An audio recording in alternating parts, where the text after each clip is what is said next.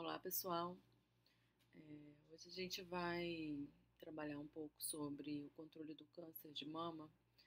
Na aula passada, a gente trabalhou sobre o câncer de colo de útero, né? E a gente vai dar continuidade nessa parte da ginecologia, né, da mulher, os aspectos ginecológicos da consulta de enfermagem à mulher, né? Então, hoje a gente vai focar no câncer de mama, especificamente, tá? Só para a gente fazer um recordatório, né, do que a gente viu na aula de políticas relacionadas à assistência à mulher, né, a gente viu que dentro da política nacional de assistência integral à saúde da mulher, o PNAISM, um dos enfoques era justamente a questão do controle do câncer de mama, né, e do câncer de colo de útero, tá? Então a gente vai recordar um pouco sobre esse aspecto, né, dentro de uma linha do tempo é, das ações, né, que a saúde pública traziam como controle desse câncer, tá? Até a década de 70, né, a política do controle de câncer era restrita apenas, né, aos tratamentos e cirurgias que eram realizados pela medicina previdenciária, né? Então, só quem tinha acesso ao INAMPS, né, que conseguia ter acesso a esse tipo de tratamento, tá? Já lá em 73 foi criado, né, o Programa Nacional de Controle do Câncer, que foi uma iniciativa com foco no câncer especificamente feminino, né, por meio das ações de prevenção e oferta de mamografias e o exame de Papa Nicolau, que é o exame de CCO. Lá em 1984, a gente já estudou, né, que foi onde surgiu a primeira política relacionada somente à saúde da mulher, né, onde foi desvinculada a mulher do, da saúde da criança, né, que antes elas eram vistas juntas. Então, eram ações que traziam cuidado mais ampliado a essa população feminina, né? Já em 87 nasceu o programa ProOnco, né, que unia tanto o Ministério da Saúde quanto o INAMPS para ampliar essa informação preventiva, né, em relação aos cânceres femininos. O câncer de mama, ele foi contemplado por meio do incentivo ao autoexame das mamas, né? Então, nessa época, teve muito investimento em relação a esse aspecto mais de prevenção, tá? Tanto para o exame, para o autoexame das mamas, quanto para o exame clínico das mamas, né? Então, a gente sabe que o autoexame está mais com enfoque para a mulher, né? Então, a mulher se examinar, a mulher se palpar. E o exame clínico das mamas é relacionado ao profissional. Então, quem faz o exame clínico é o profissional, quem faz o autoexame é a mulher, tá? Então, nessa época, lá na década de 1987, foi feita esse incentivo, né, à prevenção. Continuando aqui, lá em 1988, foi criado, né, todos nós sabemos, foi criado o SUS, né, e dentro do SUS se previam essas ações de controle do câncer, né, e elas foram se tornando mais abrangentes no sentido de se dizer que essas ações eram nacionais, né, não só focada em um único local, tá? Então, elas foram ampliadas para nível Brasil. No final dos anos 90, teve o lançamento do programa Viva Mulher, né, que era uma ação nacional também, né, organizada para o controle desse câncer, tanto do câncer de mama quanto do câncer de colo de útero, tá? De 2000 até 2003, foram elaborados materiais educativos sobre o câncer de mama, né, para os profissionais de saúde, para eles poderem trabalhar com a clientela, né? Em 2004, foi publicado o documento do consenso para as diretrizes do controle do câncer de mama, né? E foi onde foi também lançado o nosso atual programa, né? Nossa atual política, na verdade, de atenção integral à saúde da mulher, né? Que reforçava os princípios do paísme, né? Mas de uma forma mais ampliada, com ações mais ampliadas, tá? Continuando aqui, em 2005, né, foi lançada a Política Nacional de Atenção Oncológica, tá? Então, destacava o controle do câncer de mama como um componente fundamental e obrigatório nos planos estaduais e municipais de saúde. Em 2006, a gente viu que foi lançado o Pacto pela Saúde, né, onde se destacava a detecção precoce desse câncer de mama, tá? Priorizando, né, basicamente, essa doença, né, como um pacto em defesa da vida, tá?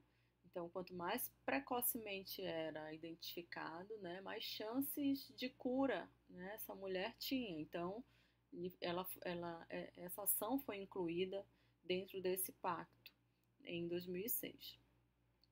Em 2009, houve a implantação do Sistema de Informação do Câncer de Mama, né, o SIS-MAMA, a gente também já falou um pouquinho sobre ele, que é uma ferramenta que ajuda a gente a gerenciar essas ações, né?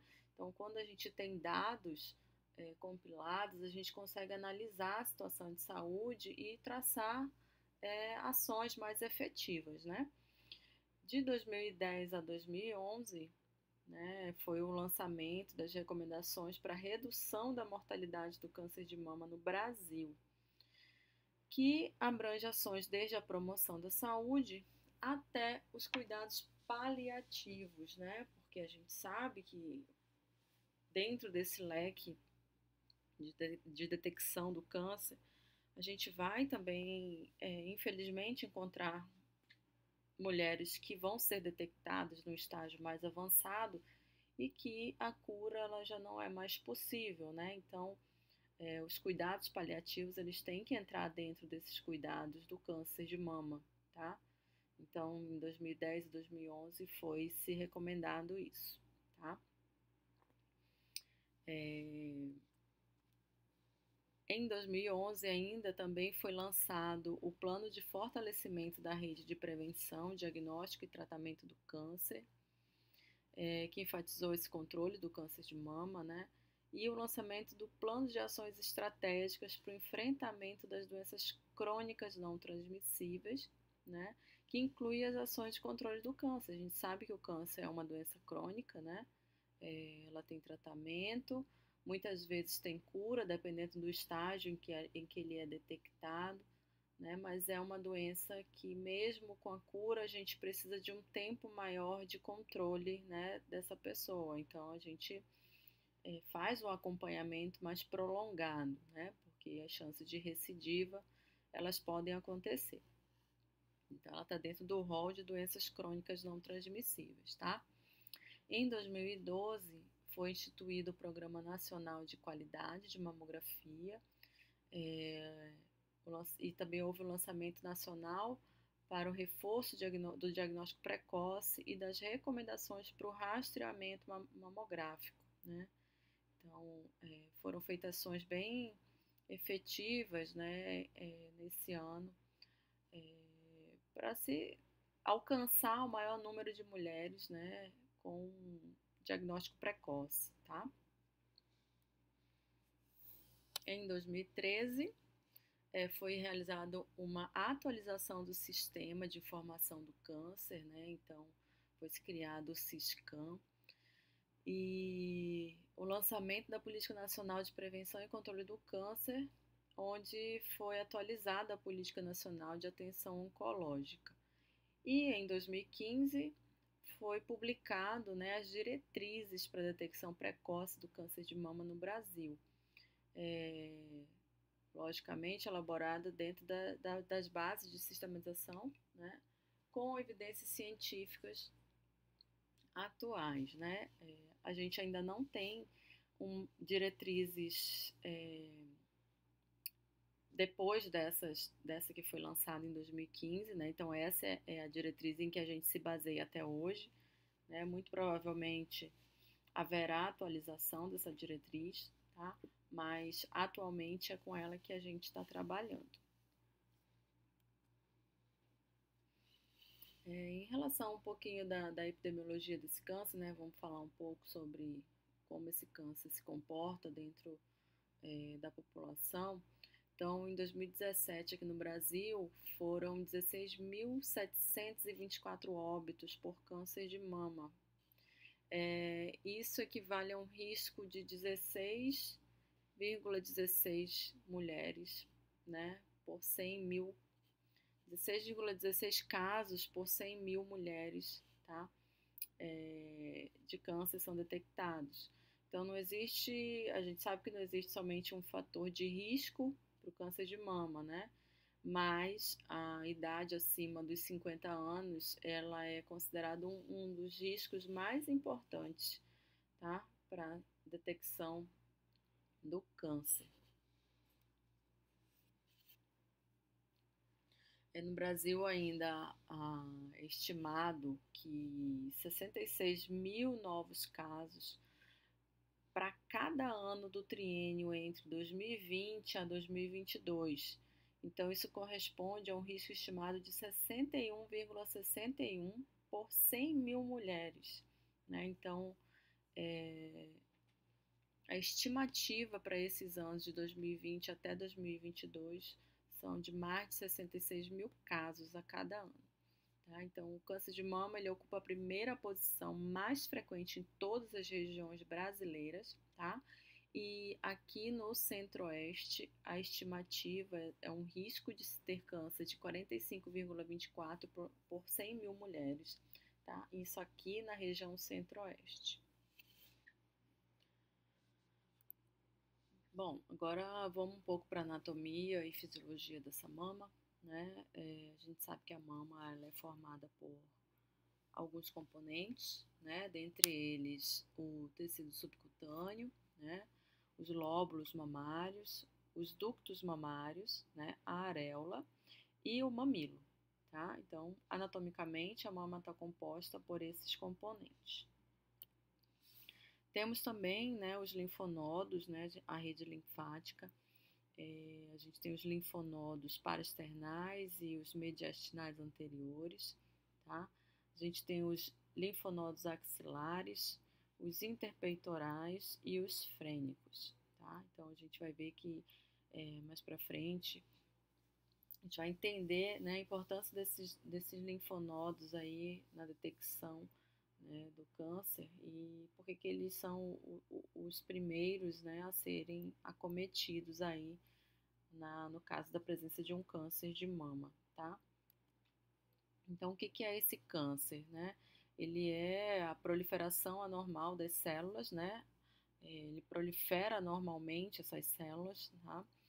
Que surgem em função de alterações genéticas, né? Sejam elas hereditárias ou adquiridas, tá? Então, a gente pode considerar essas hereditárias como fatores intrínsecos e as adquiridas como os fatores extrínsecos, tá? Então, relacionados ao ambiente, ao comportamento dessa pessoa, tá?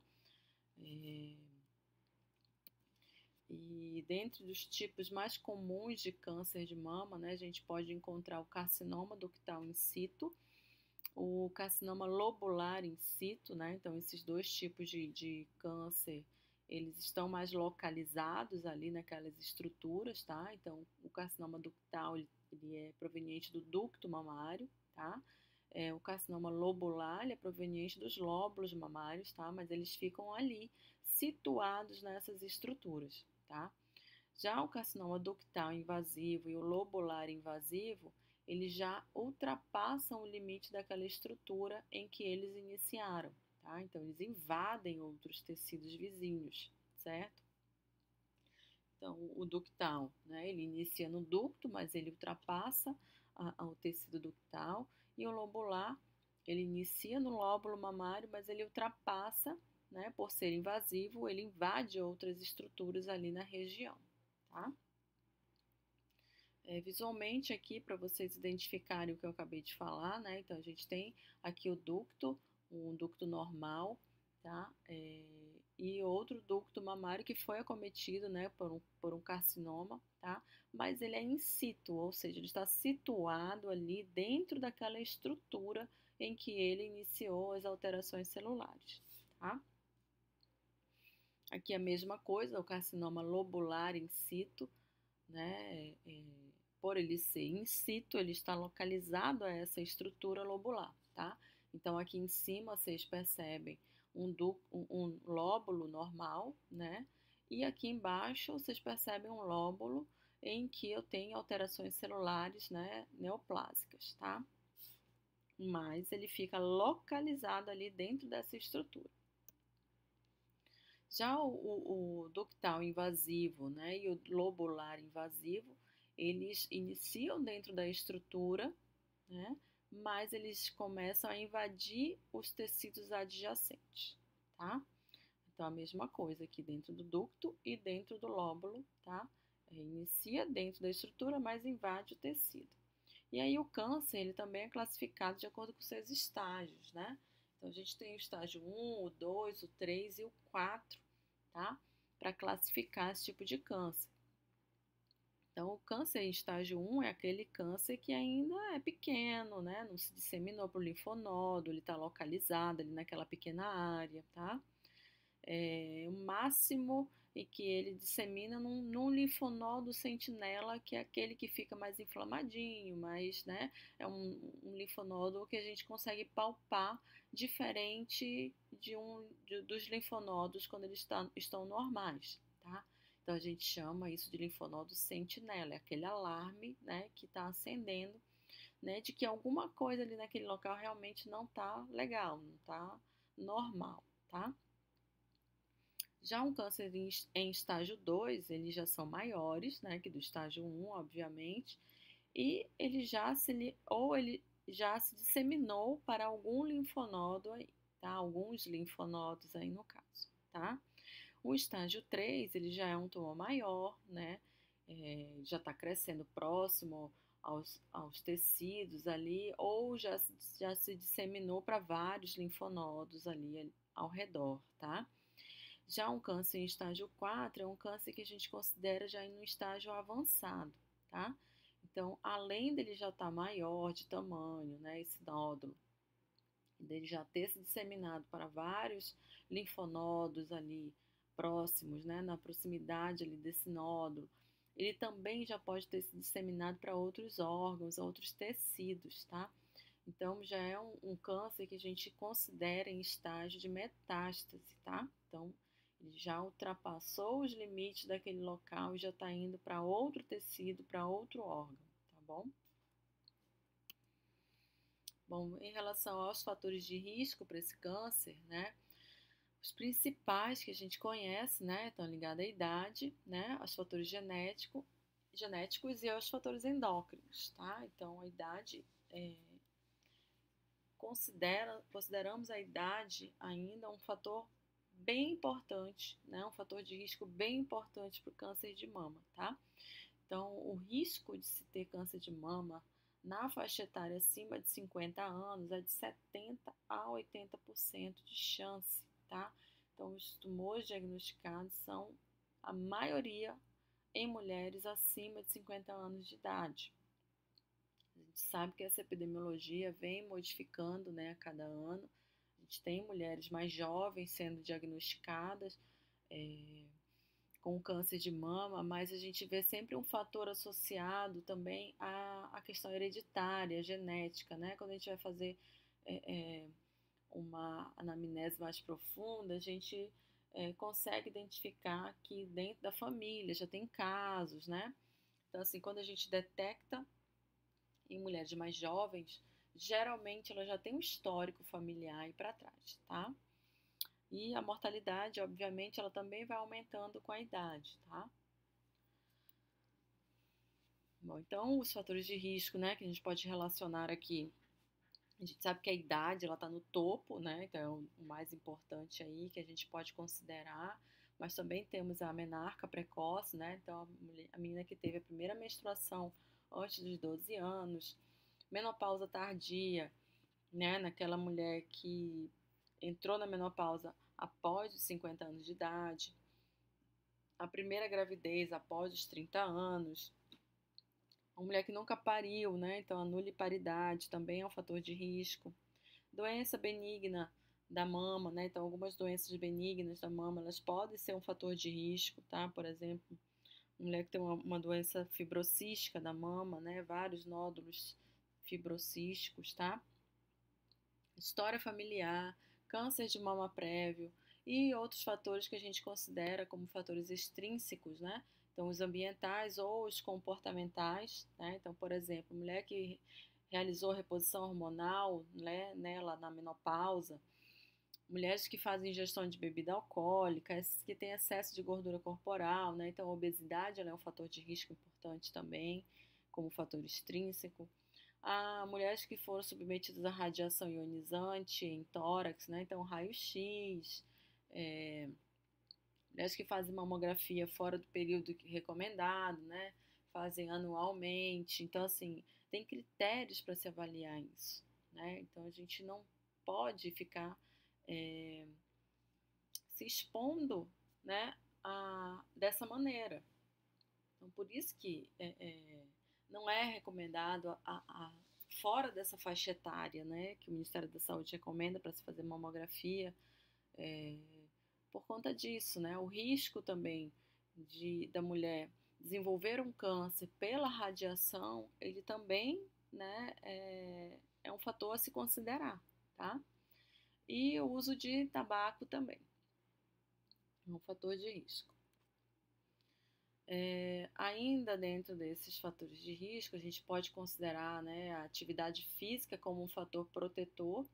Aqui não está escrito, mas a amamentação, a mulher que amamenta, né, ela é um fator protetor para o câncer de mama, tá? Então, quanto mais essa mulher amamenta no peito, tá? Maior é a chance de se proteger contra o câncer de mama, tá?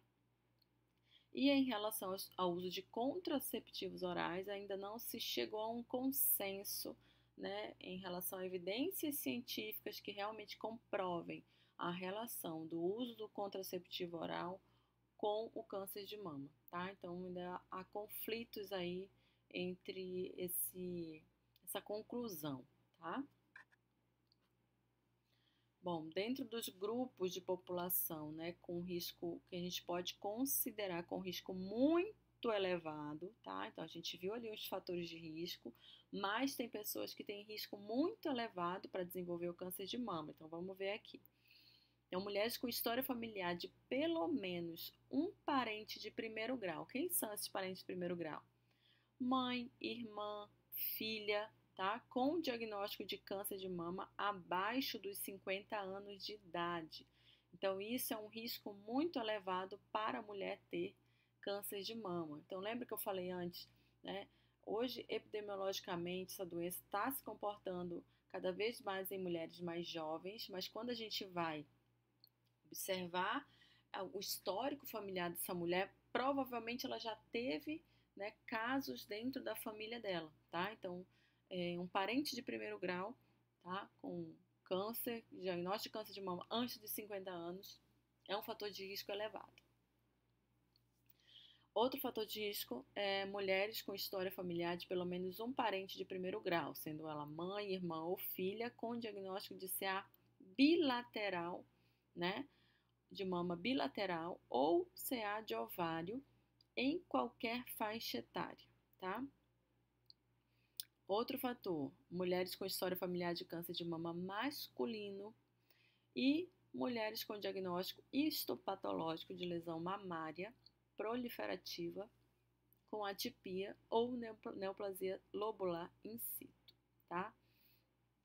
Então, esses são os grupos, né, com risco que a gente pode considerar com risco muito elevado para desenvolver o câncer de mama, tá bom? Então, quais são essas manifestações clínicas, né, que eu posso acender o alerta, né, para identificar e para tomar condutas, né, sejam elas de rastreamento ou diagnósticas, né? Então, uma das manifestações clínicas, nódulo, né? Nódulo palpável, mama endurecida, secreção mamilar, eritema mamário, ou seja, vermelhidão dessa mama, né? Edema mamário, né? Aquele edema que dá uma característica de casca de laranja para essa pele dessa mama, né? Retração ou abaulamento dessa mama, né? Inversão, descamação ou ulceração do mamilo. Então, essas são manifestações clínicas, tá? Que geralmente a gente identifica quando a mulher tem o câncer de mama, tá? Aqui só visualmente mostrando para vocês a imagem, tá? Da nodulação, da retração da pele, né? Da alteração da cor, espessura ou textura da parede da mama, retração ou alteração da posição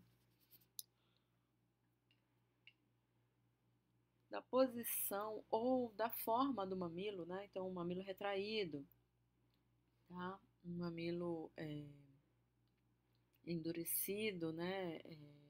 Descamativo, tá? A secreção ou perda de líquido pelo mamilo. Tá? Então, são as manifestações clínicas mais comuns. Sinais e sintomas suspeitos, né, do câncer de mama, então qualquer nódulo mamário em mulheres com mais de 50 anos, nódulo mamários em mulheres com mais de 30 anos, que persistem por mais de um ciclo menstrual. A gente sabe que o ciclo menstrual ele vai dar uma alterada, né, na estrutura mamária, tá? Mas a mulher que se conhece, que conhece o seu corpo, ela vai saber identificar, né, o que é um nódulo normal de ciclo menstrual, tá? E o que é um nódulo que você nunca sentiu antes, tá? Então, a mulher que costuma se palpar sempre, né, ela costuma identificar, tá? Se eu costumo me palpar sempre, eu sei o que é normal, né? E eu vou saber identificar o que não é normal, tá bom? Nódulo mamário de consistência endurecida e fixo, ou que vem aumentando de tamanho em mulheres adultas de qualquer idade. Descarga papilar, o que é essa descarga papilar? É a secreção que sai da mama, tá? Sanguinolenta unilateral, isso é um sinal de alerta que a gente pode, né, identificar. Lesão eczemantosa da pele, tá? Aquela lesão descamativa da pele, né? Que não responde a tratamentos tópicos, tá? Então, foi lá, a pele está descamando, o médico passa, né? Prescreve uma pomadinha para você passar, né? Essa lesão não melhora com a pomada, então é um caso a se investigar. Homens com mais de 50 anos com tumoração palpável unilateral, presença de linfadenopatia axilar, ou seja, linfonodos alterados, aumentados na axila, tá? Aumento progressivo do tamanho da mama, com a presença de sinais de edema, com pele em aspecto de casca de laranja, retração da pele da mama e mudança no formato do mamilo, né? Então, são sinais e sintomas que a gente pode suspeitar, certo? Aqui é só, né, uma ilustração para vocês fixarem aí, né, o slide anterior. E aí a gente passa para a questão do rastreamento, né, desse câncer de mama, né, super importante. Uma das ações primárias, né, dentro da atenção básica, a gente sabe que a porta de entrada do sistema é a atenção primária à saúde, então é ali que serão feitas, né, as consultas iniciais de prevenção, né, de promoção da saúde. Então, o rastreamento ele é focado ali na atenção primária, tá? Então, a gente chama de métodos não invasivos, tá? Onde a gente faz, dentro da consulta ginecológica, o exame clínico das mamas, certo? Se for necessário, faz o encaminhamento, né, médico para a mamografia ou a ultrassonografia, tá? Então, esses são métodos não invasivos. Mas quando que eu vou fazer isso? Como que eu vou fazer isso, né? Qual que é a população alvo disso, tá? Desse rastreamento? Então, para mulheres entre 40 a 49 anos, né, qual é a periodicidade, certo? E que tipo de exame de rastreamento eu vou indicar para essa faixa etária. Então, para a faixa etária de 40 a 49 anos, a gente indica sempre primeiro o exame clínico das mamas. Lembrando, gente, que o exame clínico das mamas não é feito pela mulher. O que é feito pela mulher? É a autopalpação da mama, tá? O exame clínico da mama é aquele feito dentro da consulta ginecológica, certo? É feito tanto pelo profissional médico quanto pelo profissional enfermeiro. Quando a mulher vai fazer a coleta de CCO, que a gente aproveita e faz o exame das mamas, é o exame clínico das mamas que a gente está fazendo, certo?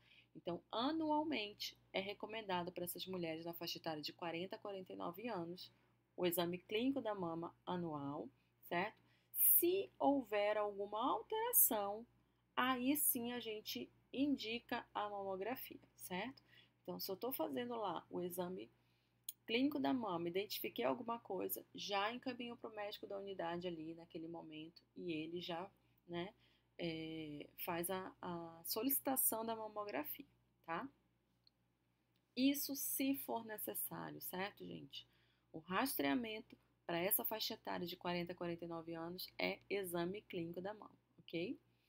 Agora, já para mulheres entre 50 e 69 anos, então estão dentro dessa faixa etária, a gente indica o exame clínico anual e mamografia a cada 2 anos, tá? Então, isso é protocolo de rastreamento para essa faixa etária. Então, está indicado exame clínico mamário e mamografia. Só que o exame clínico da mama é todo ano e a mamografia para essa faixa etária a cada 2 anos, ok? Para mulheres de 35 anos ou mais com risco elevado, aí sim a gente faz o exame clínico da mama e mamografia todo ano, ok? Então, para aquelas mulheres que têm risco elevado, ok? Aí é já dentro da faixa etária de 35 ou mais, mas que tem aqueles fatores que a gente acabou de ver lá para trás, nos slides anteriores aí, que tem aquele risco elevado, risco muito elevado, ok? Então, ainda dentro do rastreamento, quando a gente fala em exame clínico da mama, né, a gente inclui aí 5 passos, certo? Então, primeiro a inspeção estática dessa mama, então a gente coloca a mulher de frente pra gente, sentado na maca, né, e avalia essa mama, inspeciona essa mama estaticamente, ou seja, a mulher parada, tá? A gente tem inspeção dinâmica, onde a gente pede para a mulher fazer alguns movimentos com os braços, né? Para a gente identificar a questão de retração, abaulamento, né? Dessa mama. Palpação das axilas, então aí com a mulher já deitada, a gente faz a palpação das axilas, faz a palpação das mamas e a expressão, caso essa mulher tenha alguma queixa em relação à descarga papilar, tá? Aí a gente vai fazer a expressão. A expressão mamária, ela não é de rotina, tá? A gente só faz quando tem alguma queixa. Então, dentro do exame clínico das mamas, a recomendação de acordo com a diretriz, né, ela é usada tanto como método diagnóstico quanto método de rastreamento, tá? Como método diagnóstico, ela é realizada pelo médico para diagnóstico diferencial de lesões palpáveis da mama. Ela é um complemento na investigação diagnóstica de doenças mamárias e o primeiro método de avaliação diagnóstica na atenção primária. Foi o que eu falei para vocês nos slides anteriores. A atenção primária ela é a porta de entrada, né? Então, a primeira coisa que a gente faz dentro da atenção primária, na consulta ginecológica, né, para a mulher, é o exame clínico da mama. Então, a recomendação, de acordo com a diretriz, é essa.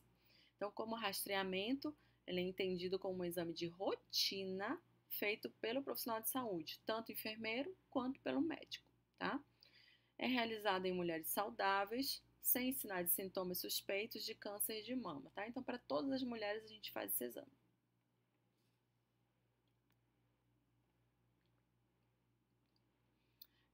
Então, continuando aqui, né, a gente sistematiza essas mamas, tá? Então, a gente divide essa mama em cinco regiões, desculpa.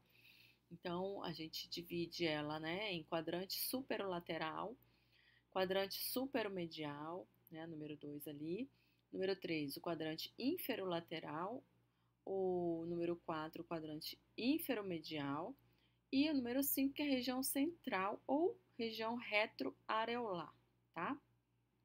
E além desses quadrantes da mama, a gente não pode esquecer, né, da região axilar, tá? Então, quando a gente vai fazer essa palpação dessa mama, a gente divide ela nessas 5 regiões, tá? E não esquecendo que a sexta região ali é a axila, tá? Então, a gente vai palpar também a região axilar.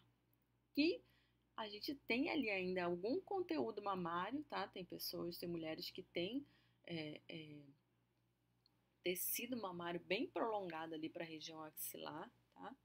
E também porque ela é a região ali que, se tiver alteração ali de nódulo na mama, a primeira região, né, a sofrer metástase é ali para a região do linfonodo axilar, tá certo?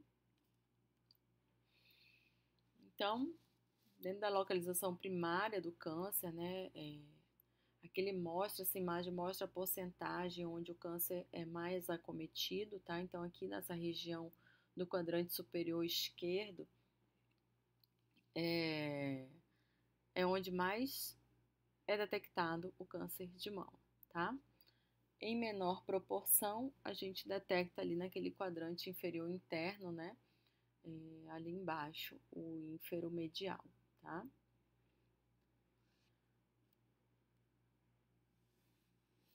Aqui é um slide para mostrar para vocês como é feito esse exame clínico, né? Então, a gente tem a inspeção estática, como eu falei anteriormente, com a mulher parada.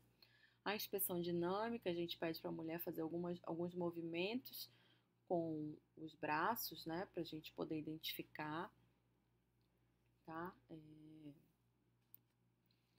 Na, ainda na inspeção dinâmica, né? Então, a gente também avalia a questão da alteração tanto da retração desse mamilo, dessa retração mamária, né? Alteração de contorno da mama.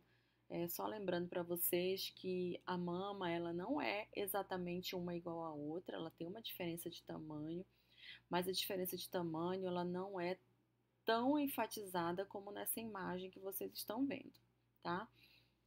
Então, é uma alteração de tamanho discreta, tá? Uma é maior que a outra, mas é bem discreta essa distinção, tá? Essa diferença. Não é como nessa imagem, por exemplo, tá bom? Então, isso aí já se configuraria uma alteração. Então, o que que eu observo, o que que eu descrevo em relação a esse exame clínico, né? Então, a simetria das mamas, né? A questão da circulação venosa superficial, ela tem que ser normal, né? E simétrica, tá? A questão de abaulamento, retração, alteração da pele, se tem hiperemia, se tem edema, né? Se tem alguma úlcera, ou também, né, das papilas, tá? Descamação ou erosão. Papilas, gente, são os mamilos, tá? Então, esses mamilos são descamativos, tem erosão, no caso, alguma lesão, tá? Os mamilos, eles são protusos ou invertidos, tá? Errado aí, tá, gente? Não é profusa, não, é protusos, tá? Ou se eles são invertidos, tá? Então, a gente avalia isso também. Palpação dos linfonodos, né? Então, a gente passa pela linfonodos axilares, vai passando por toda a região dos linfonodos, a gente vai palpar, tá? A palpação da mama e das axilas são importantes, tá?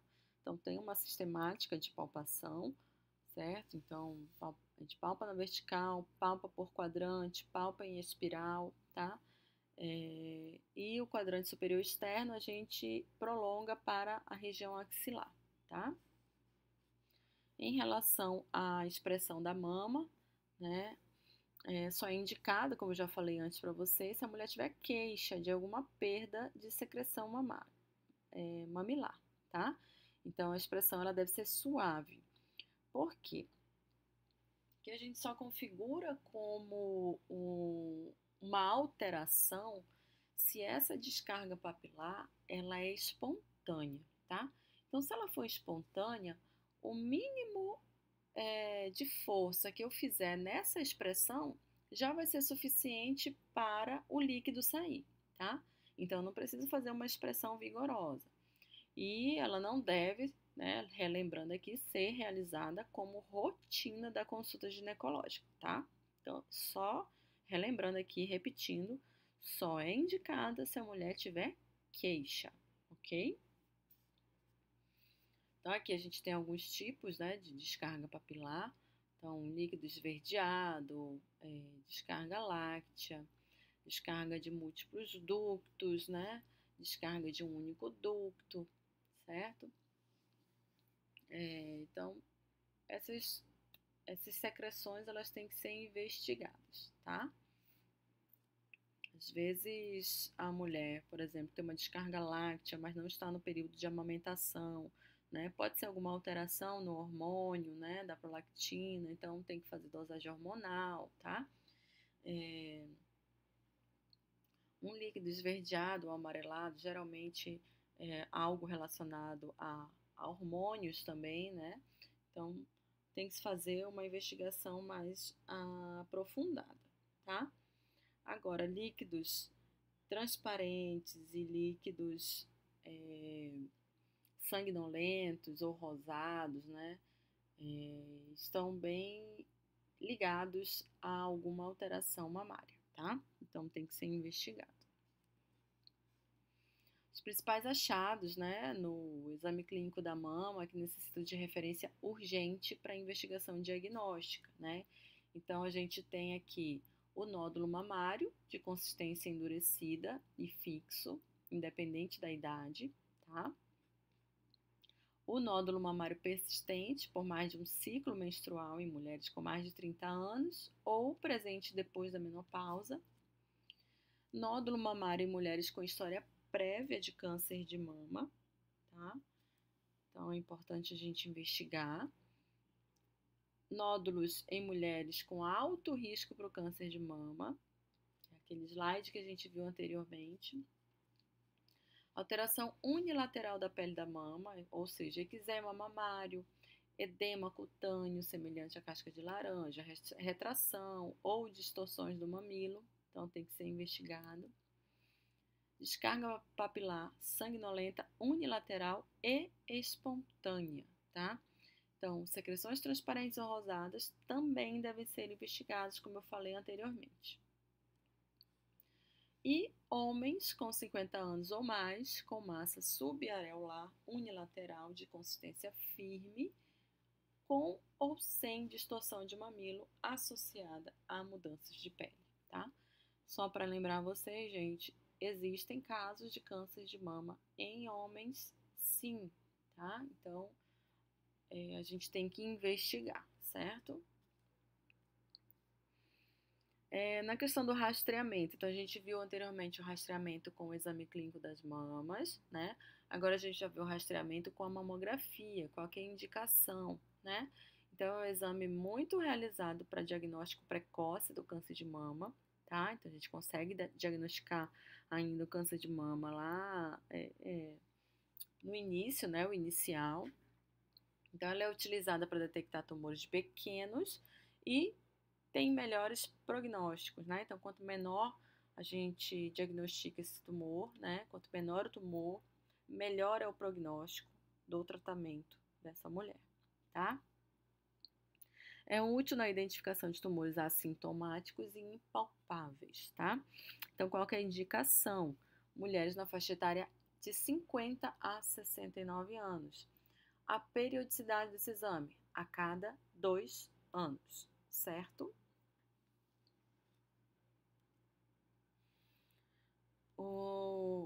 A classificação, né, dos resultados da mamografia, segundo a classificação BIRADS, tá? E quais são as condutas relacionadas. Então, a gente tem a categoria BIRADS de 0 a 6, tá? Então, a categoria BIRADS 1 é um resultado, né, de achado mamográfico sem achados considerados alterações, né, sem alterações, tá? Então, a conduta que se deve tomar é a rotina de rastreamento normal, tá bom? Dependendo da faixa etária, né? Se for de 50 a 69 anos, vai fazer a cada 2 anos, tá? Achados benignos, então, segue a rotina de rastreamento, né? Se for BIRADS 2. BIRADS 3, né? Achados provavelmente benignos, então, faz-se o controle radiológico por 3 anos, né? Então, semestral no primeiro ano e anual no segundo e terceiro ano. E, confirmando a estabilidade da lesão, volta-se à rotina de rastreamento, tá? Eventualmente, pode-se pedir uma biópsia, tá bom? Dependendo do que se for achado. Uma categoria BIRADS 4, né, são achados suspeitos de malignidade, tá? Então, a conduta é biópsia e estudo histopatológico. No BIRADS 5, achados altamente suspeitos de malignidade, também biópsia, a conduta, né, e estudo histopatológico. No BIRADS 6, diagnóstico de câncer comprovado histopatologicamente, né? Então, nós devemos seguir o rastreamento conforme o caso, tá? Seguir o tratamento, desculpa, conforme o caso. Já o BIRADS 0 tem a necessidade de uma avaliação adicional, tá? Então, tem outras incidências mamográficas, ultrassonografia, tá? Então, a conduta é realizar a ação necessária e classificar segundo as categorias anteriores, tá? Então, se for um BIRADS 0, geralmente é porque foi solicitada uma avaliação adicional, tá?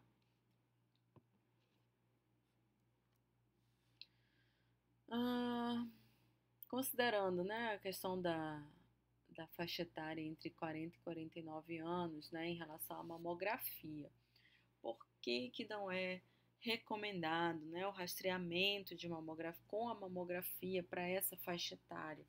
Por que que é indicado o exame clínico das mamas ao invés de se fazer mamografia a cada 2 anos, né?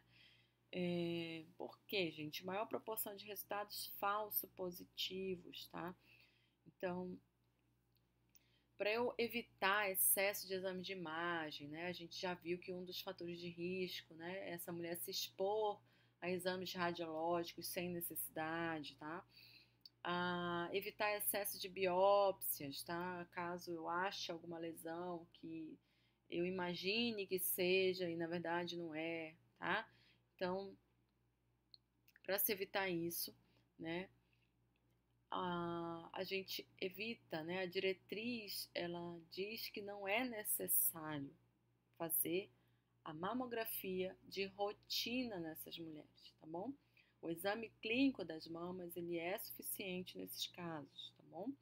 E se for indicado a partir do exame clínico da mama, a gente encaminha para uma mamografia, mas não deve ser solicitado como rotina de rastreamento para essa faixa etária, tá? Então, outra coisa que é um risco, né? Como eu falei para vocês, risco de ter um câncer por radioindução, né? Então, eu estou ali fazendo um exame mamográfico, que é um exame de raio-x da mama, né? Eu posso induzir um câncer de mama pela radiação, tá? Então, a gente evita dentro dessa faixa etária.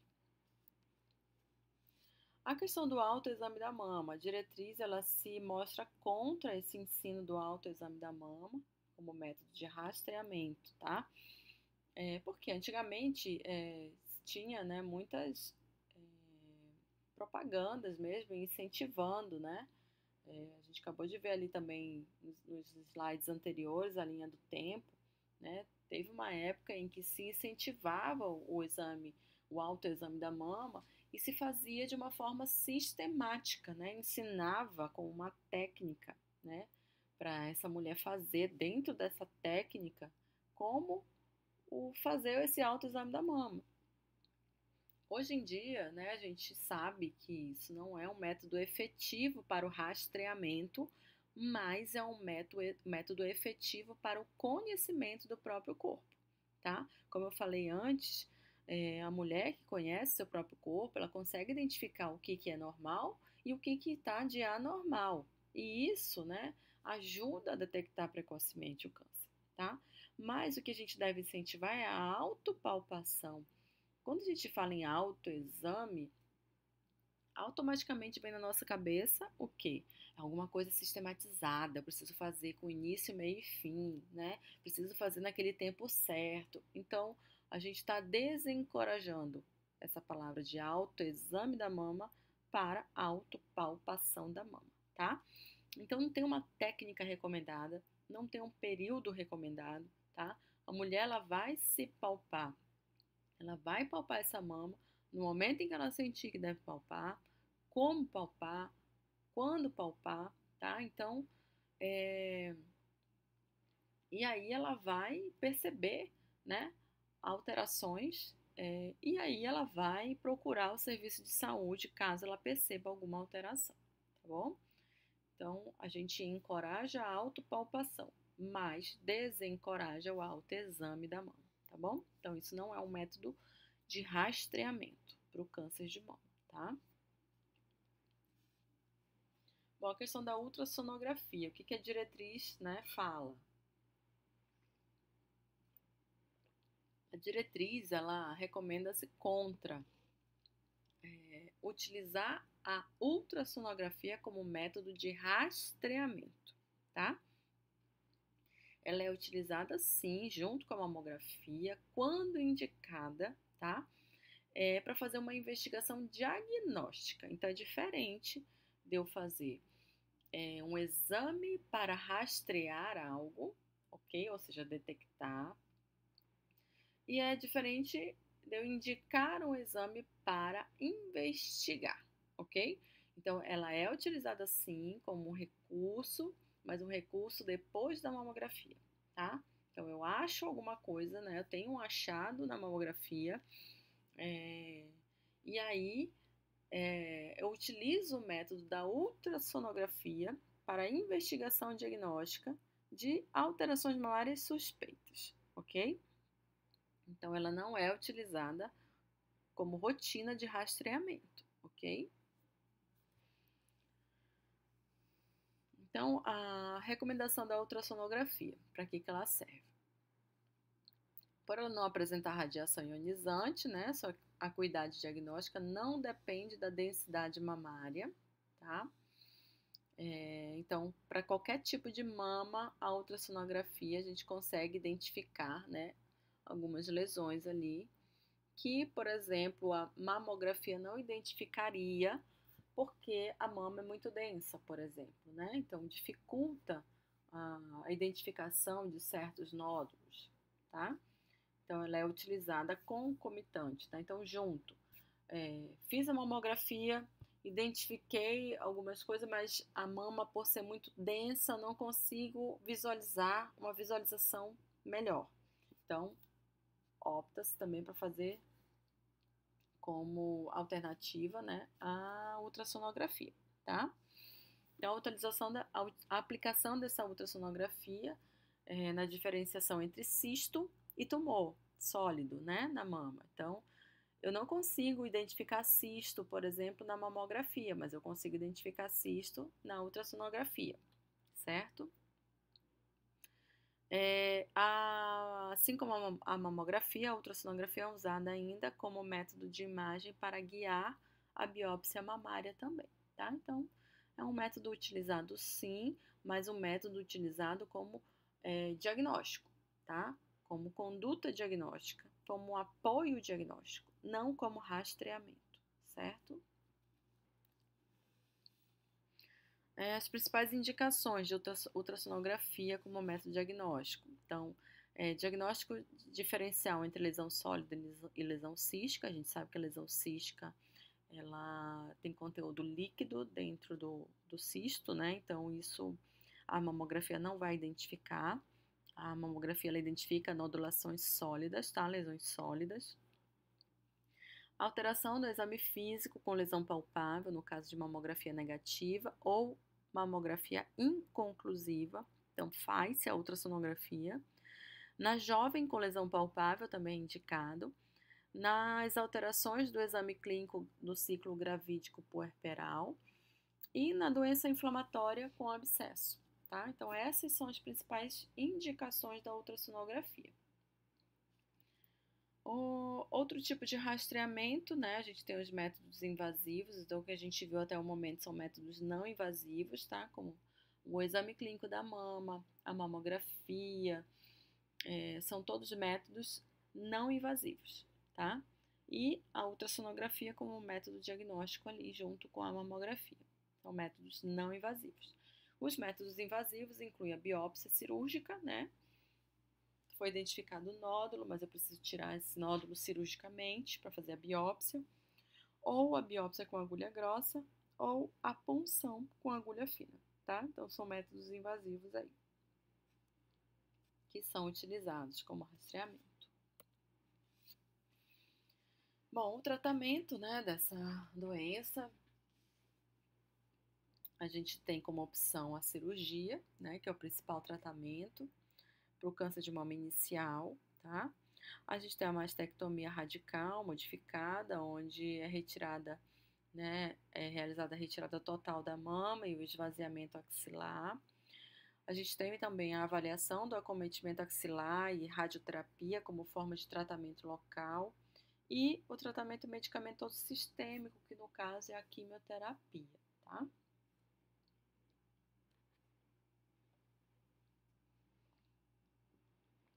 Bom, na consulta ginecológica, só para a gente relembrar, a gente sabe que a gente vai utilizar dentro da atenção primária à saúde o método SOAP, né?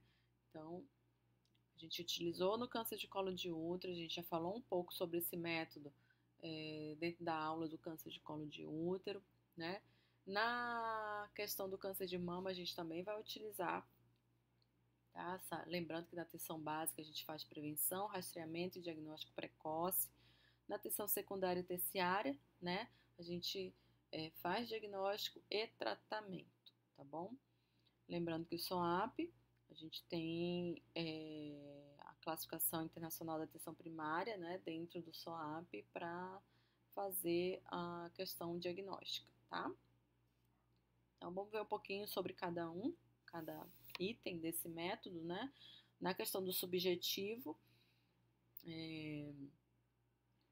eu vou levantar toda a anamnese dessa mulher, né? Então, dentro do acolhimento, com a escuta qualificada, vou fazer a entrevista dessa mulher, vou obter dados antropométricos, né, antecedentes familiares, pessoais, obstétricos, histórico, né, de exposição à radiação ionizante, tá? Queixas mamárias, então, mastalgia, né, dor nas mamas, nódulos mamários, alteração do mamilo, descarga papilar, a questão da assimetria da mama, retração da pele.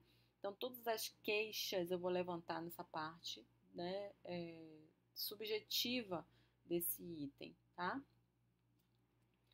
No objetivo é onde eu vou fazer o exame físico, né, ou, né, se for preciso, solicitar alguns exames complementares aí, tá? Então, dentro do objetivo, entra o exame clínico das mamas e, como método complementar de exame, a gente pode ter a mamografia, né, como método de exame complementar. A questão da avaliação é onde eu vou fazer a análise, né, dos dados que eu levantei e vou levantar o problema detectado ali, tá? Então, conclusões sobre a situação do paciente, a hipótese diagnóstica, a evolução, a resposta ao tratamento, né?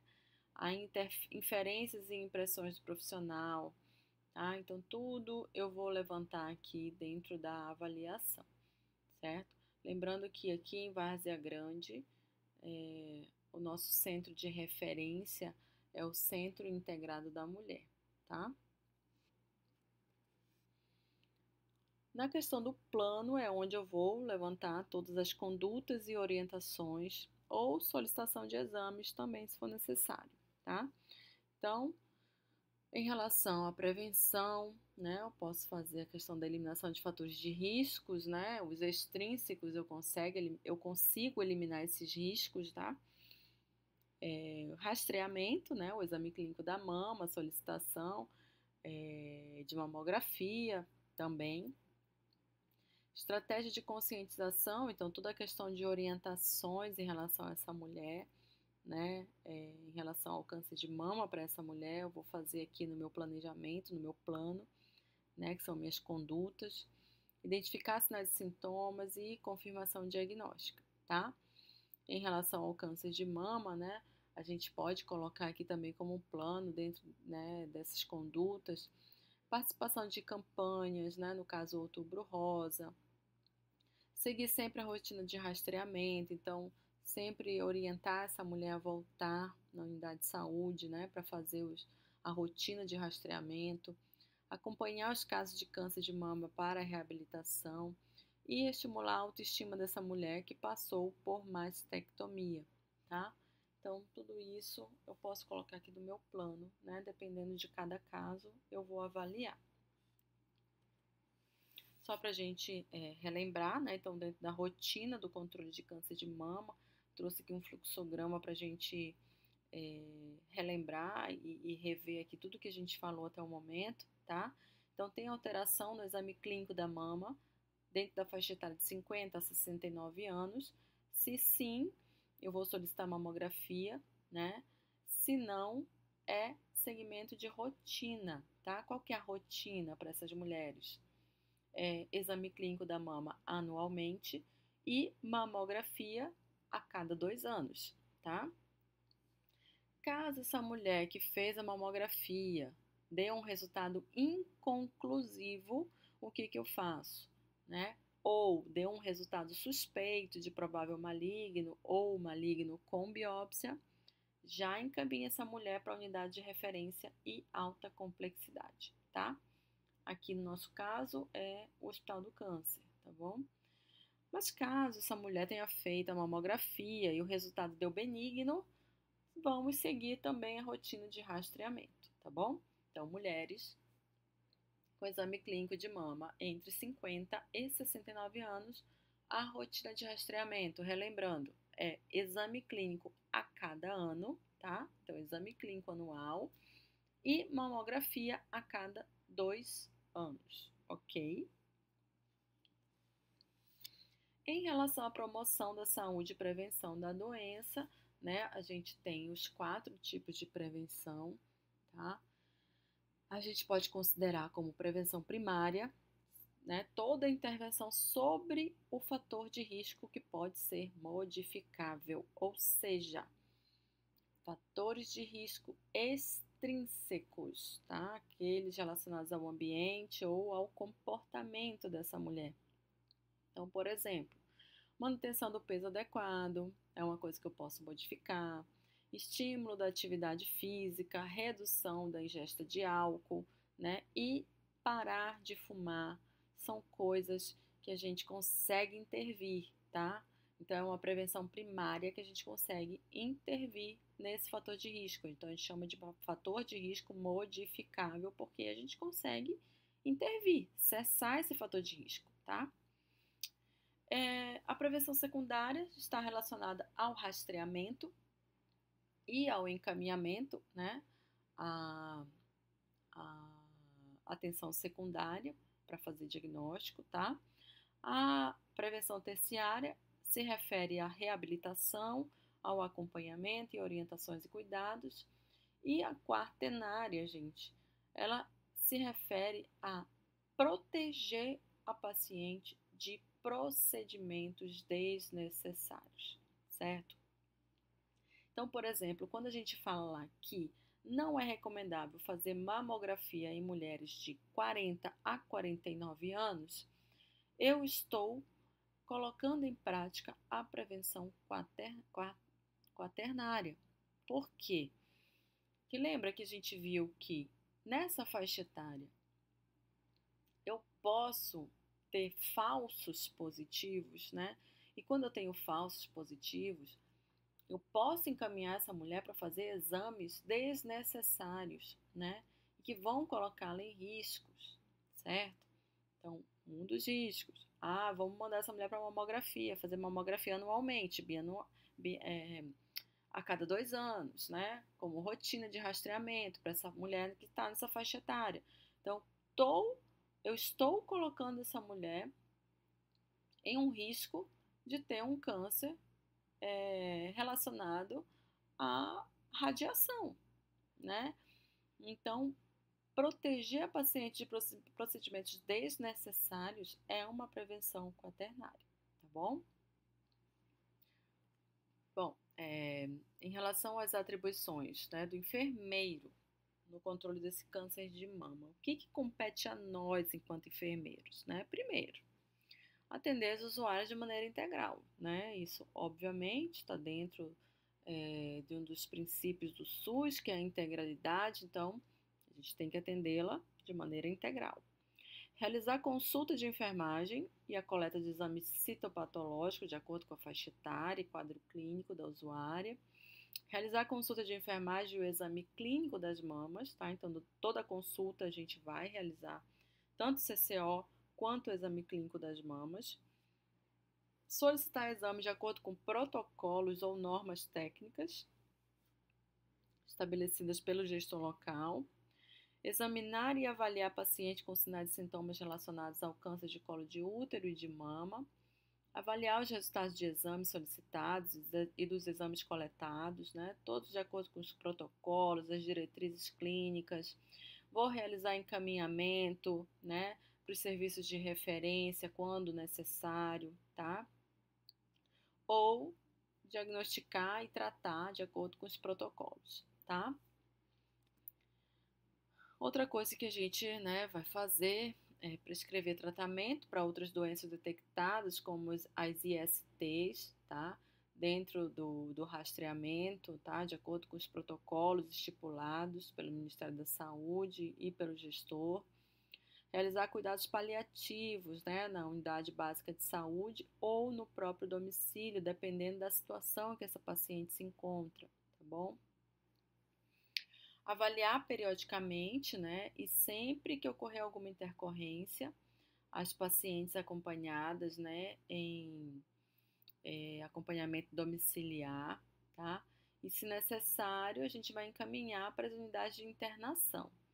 Contribuir, realizar e participar das atividades de educação permanente de todos os membros da equipe e participar do gerenciamento dos insumos necessários para o adequado funcionamento da unidade básica, tá? Então, essas são nossas atribuições em relação à conduta que a gente deve tomar a esses pacientes, né? Tanto para a gente rastrear o câncer de mama, quanto para a gente, inclusive, tratar essa mulher, né? A gente sabe que o tratamento, efetivamente, ele vai ocorrer dentro da atenção secundária, da atenção terciária, né? Mas não podemos esquecer que é na atenção básica que essa mulher se encontra. Então, o enfermeiro que está ali na ponta, apesar de não estar participando diretamente do tratamento dessa mulher, ela tem que ficar atenta, né, ao que está acontecendo. O enfermeiro tem que ficar atento ao que está acontecendo no tratamento dessa mulher que tem câncer, né? Então, ela vai acompanhar, sim, de forma indireta, né? Ela pode marcar as consultas dessa mulher dentro do agendamento da unidade básica de saúde, né? Da equipe de saúde da família. E ela tem, sim, por obrigação acompanhar, porque faz parte da microárea de atuação dela, né? Então, essa mulher, ela é acompanhada na atenção terciária, porém, ela também tem que ser acompanhada na atenção primária, tá? Mesmo que esse acompanhamento seja de forma indireta, tá bom? Bom, essas são as referências que eu utilizei para montar essa aula, né? Lembrando que a aula, gente, ela é um norteador para vocês, tá? Um material que vocês devem ler está no AVA, tá? Essas referências vocês encontram muito fácil na internet, tá? É só pegar aqui o nome dos manuais, jogar lá no Google o que vocês acham, vocês encontram todos em PDF para baixar, tá bom? Então, é um compilado aqui de informações relacionadas ao câncer de mama, tá? Que vocês vão precisar para fazer a atividade que foi solicitada para vocês lá no AVA, tá bom? Bom, por hoje é isso na aula. Até mais, até a próxima.